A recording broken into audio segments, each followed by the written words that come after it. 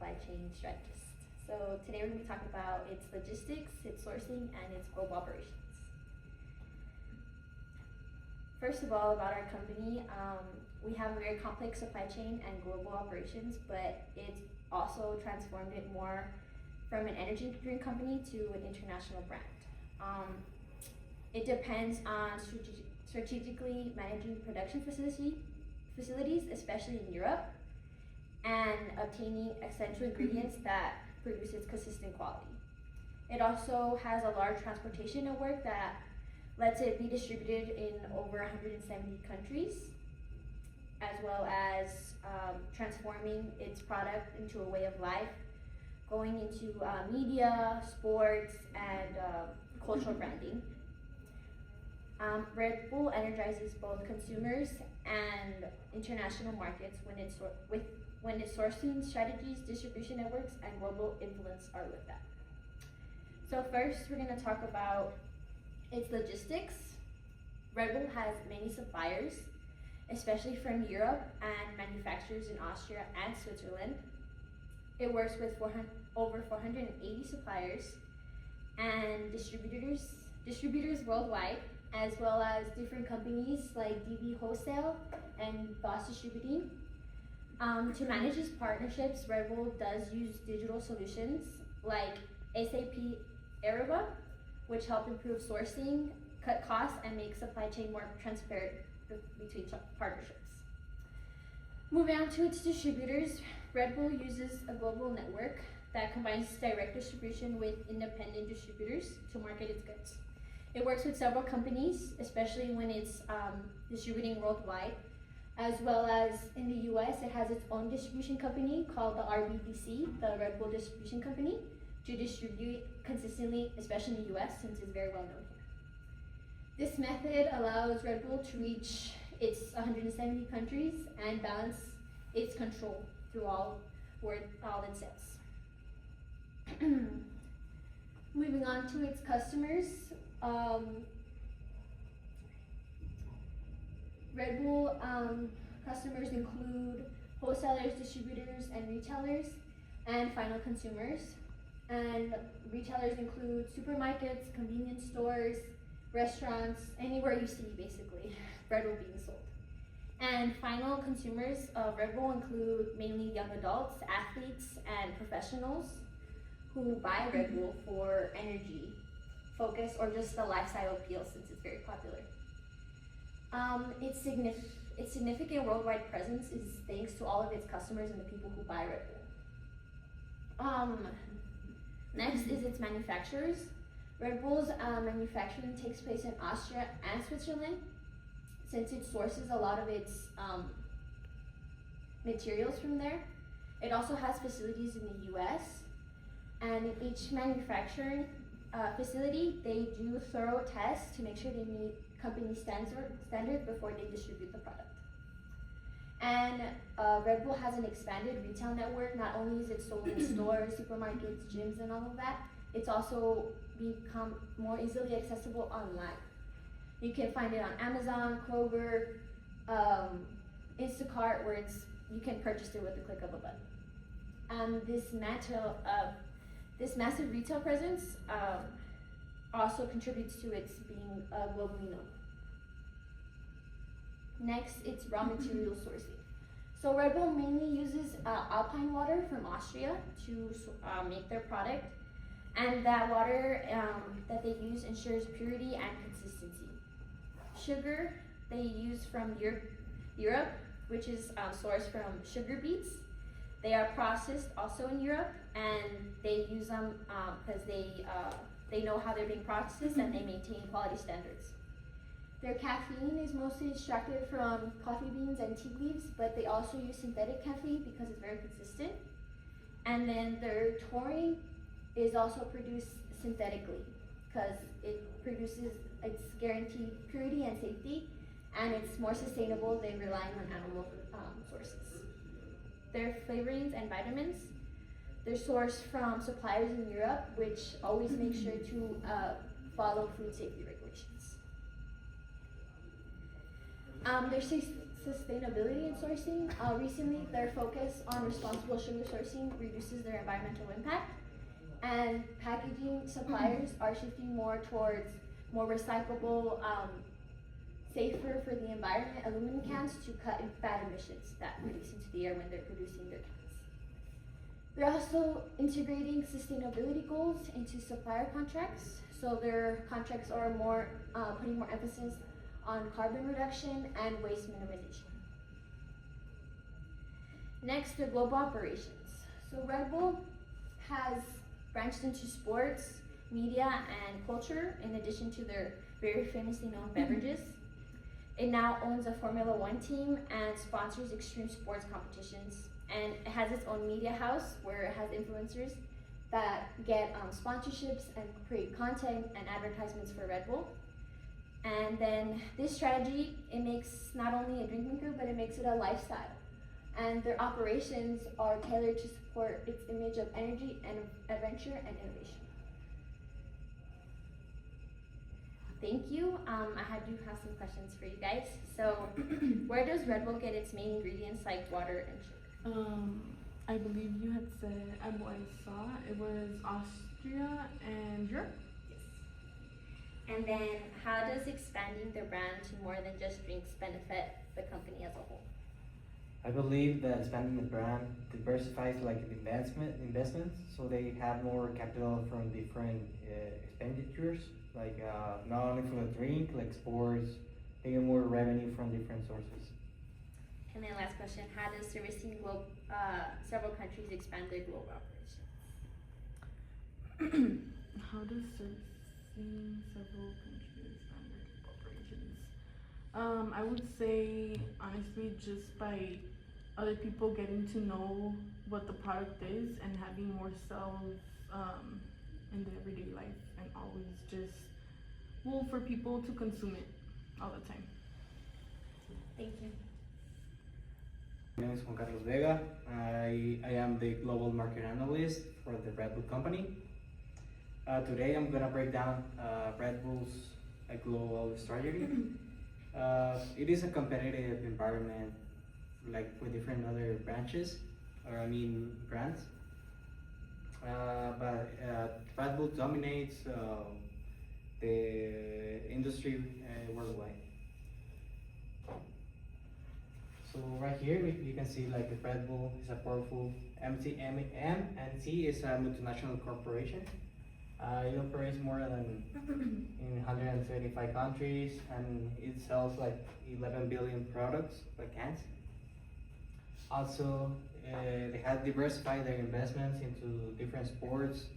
Also, like they offer scholarships or sponsorships to different athletes through the Formula One, soccer, or extreme exports. The media empire, they create documentaries, films, and athlete content like influencers, some other things.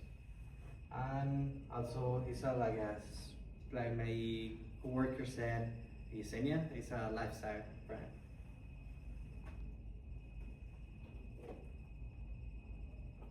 The second one, you can see here, like the global energy drink market, which Red Bull dominates, and Monster is the follower, the competitor on the market, which it takes up to 30%. Then it's Celsius, it's Celsius, and the 17% is others, like a regular coffee or something like that.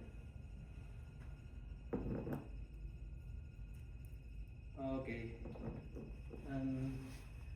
About Porter's 5 forces, it's gonna be a summary. A threat for like new entrants to the market, like someone wants to create a different product related to Red Bull.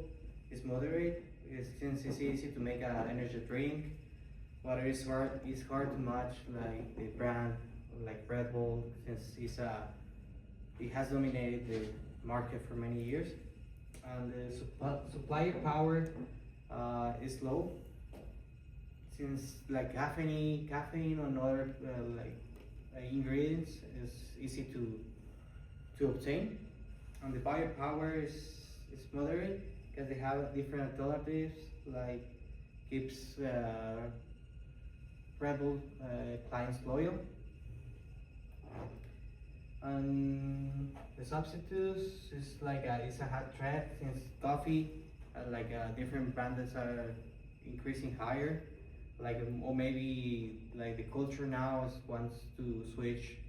Instead of drinking sport energies, they want it to be healthy, like drinking tea, matcha, or other things.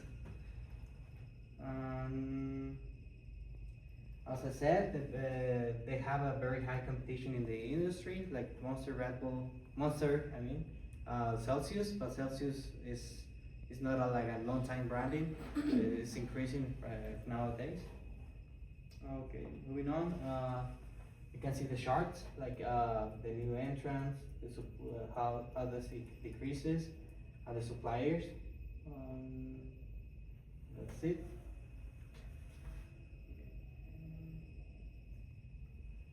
The global expansion. They set the name and like the core product worldwide, which reduces the cost and keeps the brand consistent. The lifestyle branding, Red Bull promotes emotions like adrenaline, not being afraid of yourself, courage, performance, which is the universal message that Red Bull uses. The local market integration. Every time Red Bull enters like a country, they haven't expanded their operations. They invest in local athletes, influencers, events, and other cultural activities hosting maybe like an extreme sport show, something like that. And the marketing makes strengths is the premium pricing, which is like $3 per can, which is a very competitive price. The product is simple, iconic, and consistent across the countries. The price, as I said, is the premium pricing, which is there's other brands in the market that are higher in volume, but the price is lower, but the taste is bad. Promotion, as I said before, they're promoting their brand through different areas, sports. Red Bull can be found anywhere, from gas stations to airports and nightclubs. I also they use it to make alcohol drinks and other things. Right here you can see the market, how's it taking upon Red Bull, Monster, Celsius, and we can see that Red Bull dominates the market, just a little bit behind above Monster, which Monster has been in the market for a long time as well. Red Bull has a better way to implement their operations. Why Red Bull wins in the market is because they have a complete ecosystem, supply, the better supply chain. They understand better the cultural advantages of moving to different countries. Also, they diversify. They don't not only depend on selling drinks, but also depend on the revenue that their investments generate from soccer or Formula One. And that's it. Thank you for listening, and that concludes my report. But I have a few questions. Why do you think Red Bull biggest strength is in global is in a global company?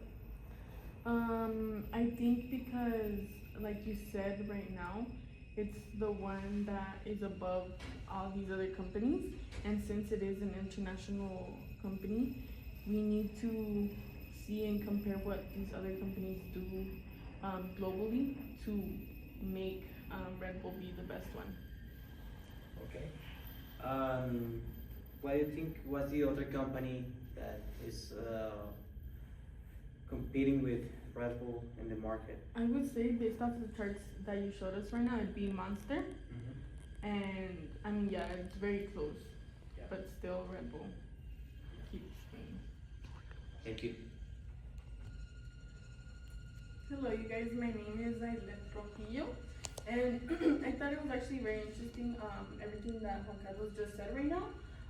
For mine, I'm gonna be the Red Bull Cultural Intelligence Officer, and I'm gonna be going over Hofstede's cultural dimensions. So what are Hofstede's cultural dimensions? So right here, it's actually 6 of them. I'm just gonna go over them really quick, and then in the other slides, I'm gonna be giving examples over there. So the first one is power distance.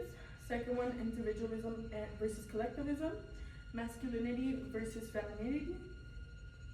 Uncertainty. Just cut. Okay. Just keep We'll going. cut Keep it going. right now. Yeah. Okay.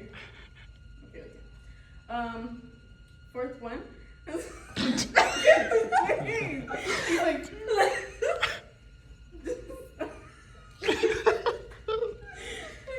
Okay. I'll just cut it out. Okay. Fourth one, uncertainty, avoidance. The fifth one, long versus short-term orientation. And finally, the last one, which is indulgence versus restraint. Okay, so why does Red Bull need cultural intelligence? So Red Bull needs a cultural intelligence officer because I didn't like that. I'm sorry, lawyer. So moving on to my second slide, why Red Bull needs a cultural intelligence officer is because Red Bull does operate in 170 plus countries. So because there's so many countries, there's so much varieties of cultures, and because of these different cultures, there is going to be different communication styles.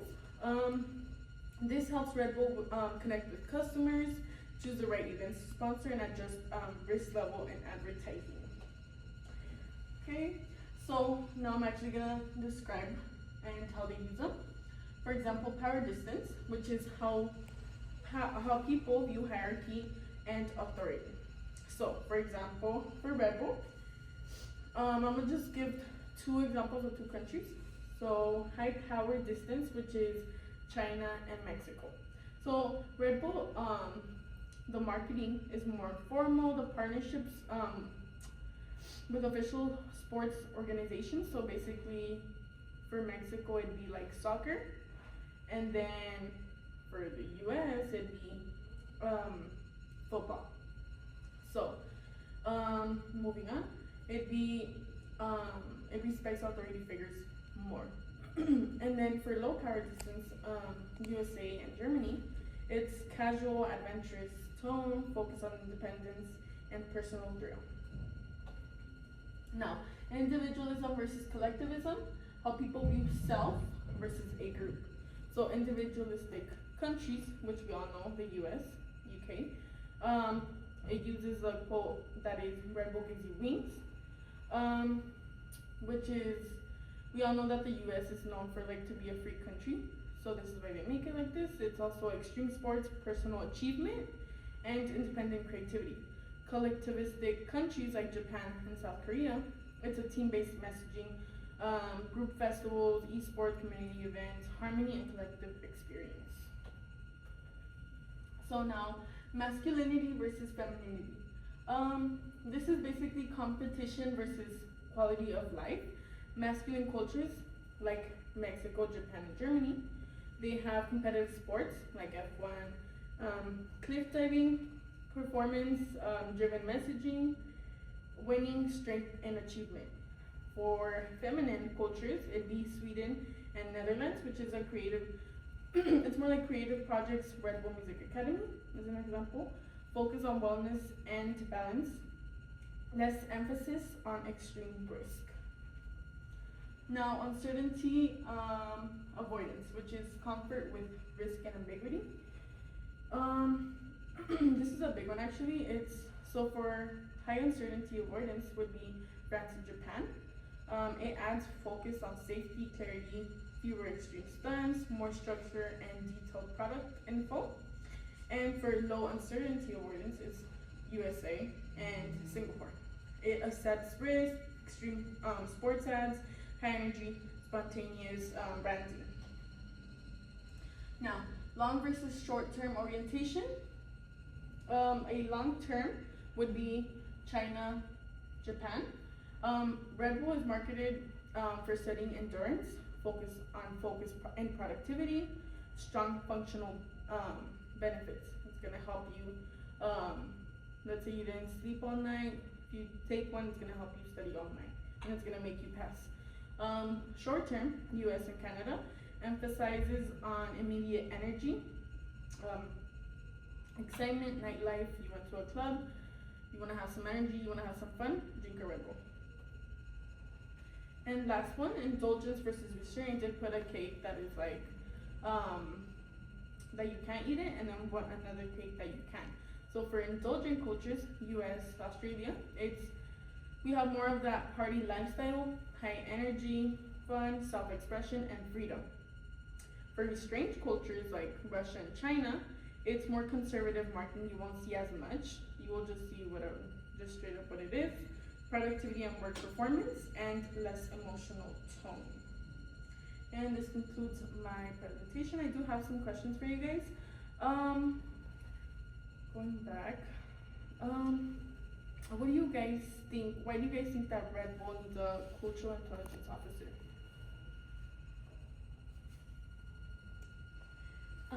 Because since they do sell products globally, they have to make sure that they don't make the wrong moves, especially culturally, depending on where they're selling the product. Yes, I agree. Okay, I have a question for you. Yes. As I was saying, Red Bull gives you wings. Red Bull, that's not just a slogan to us, that's something that's important to us, including some of our foundations. Our CEO started the Wings for Life Foundation, which helps with spinal cord injury research, and it also raises awareness to the whole movement, and it's helped a lot of people. This photo is actually a photo from a run we did in Milan, Taiwan in 2015. It was, again, to raise awareness for this and to make money, which helped us a lot. Next is our Red Bull Amafiko. We started it in 2014 in South Africa. Amafiko actually means wings in Zulu, which is one of South Africa's main languages. It started in South Africa and it's grown to Brazil and other countries. It was to help grassroots entrepreneurs to grow their businesses and to help them in multiple aspects of their locations, wherever they work, in business,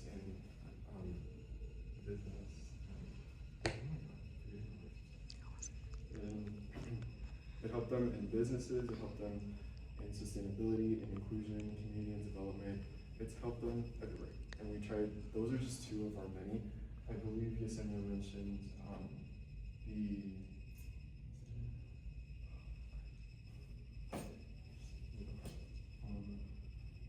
it helped them there. So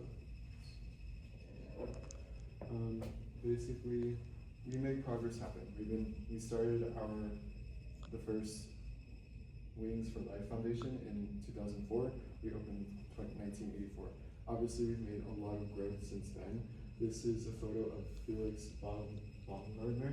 He was the daredevil, and a lot of people only saw this as a marketing ploy, when in reality, it was actually it was a test. The suit he was wearing was one of the many tests we did. It helped in space protocol research. And yeah, it made us some money, of course, which is always a plus, but it also added to scientific research, which is one of the many things we've helped with. And Red Bull Basement, as Yesenia had mentioned, has helped kids, especially when it comes to giving them a voice and teaching them new things.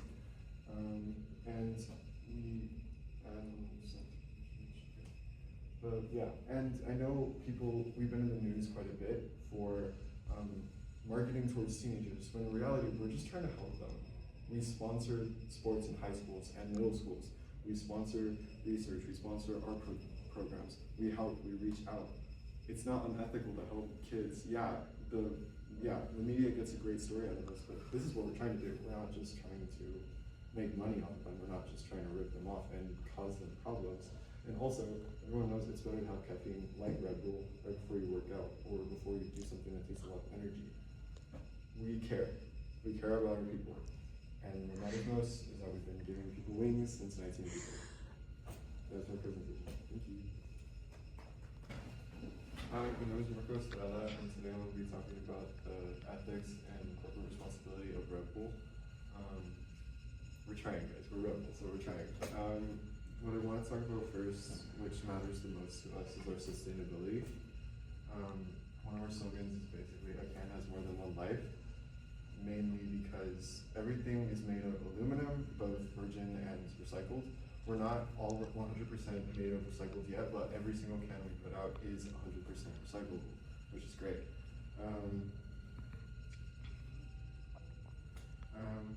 We also, since it's aluminum, it's also much lighter than most metals, so our transport creates less CO2 emissions, and we transport by rail, so that we were able to create less emissions. I believe we create 75% less emissions by rail than transport by trucks and planes.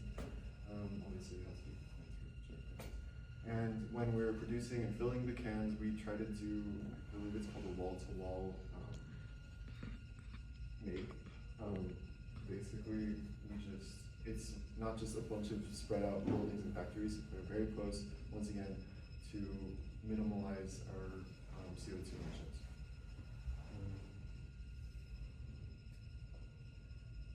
And then our social responsibility, as some of my colleagues have talked about, Yesenia was talking about our marketing and our outreach as well. I got the marketing and finance liaison, and with that, it comes the bridging promotional strategy with fiscal stewardship, which a Red Bull case study. So the strategic mandate for global brand and local, it's integrating marketing theory, which comes in chapter 11. So for Red Bull operates a standardized global marketing strategy, such as Formula One, extreme sports content, which presents significant financial complexity due to high centralized fixed costs. In this, with our brand, with Red Bull, the financial challenge is that the brand equity driven by global spending, it's high enough to justify, is it high enough to justify the allocation? The marketing objective here is to drive the market penetration and product development in regional markets, utilizing the global platform. The liaison role is to ensure the local variable marketing spend efficiently leverages the massive global promotion investment. And a little definition on operating leverage is the critical metric for justifying global fixed marketing costs through volume growth. The goal is a steep volume curve to rapidly cover fixed sponsorship expenses. So after looking through the financial performance indicators, there's 3. And these metrics provide the necessary fiscal rigor to evaluate creative spending and strategic direction. So one of them is the economic value added, which stands for EVA, which there's a formula that I included in the slides, which equals, it's a long-term measure proving the marketing strategies create value above the cost of capital. The second indicator is the return on marketing investments, stands for ROMI, which is the standard efficiency metric crucial for measuring the profitability of specific tactical campaigns, such as in-store displays, digital ad spend, etc. And then the third indicator is the gross margin percentage, which monitors product level profitability directly impacted by supply chain and pricing decisions. Any fluctuation requires immediate liaison intervention. Then we went for the analytical focus, which is the deconstruction ROMI for Formula One. So for high profile sponsorships like Formula One, simple ROI is insufficient, We use ROMI to isolate the cash flow revenue lift from the marketing investment, accounting for baseline sales and cannibalization. So the challenge is attributing Formula One's impact on high margin channels like bars versus low margin channels like mass retail. So here the ROMI must be calculated at the channel level for accurate budget reallocation. The financial rigor is this process involves control groups and test markets to isolate the promotional effect. So now for the sustaining price premium via brand equity. So here is a price elasticity of demand, which stands for PED. Red Bull's strong brand equity, fueled by its aggressive global content and events, directly contributes to its pricing power. The goal here is to maintain inelastic demand for the original SKUs. When PED is inelastic, price increases led to revenue growth. The marketing alignment is the F1 association, which is a promotion. It's a non-price competitive tool that reinforces value and reduces consumer sensitivity to higher pricing, which is the price.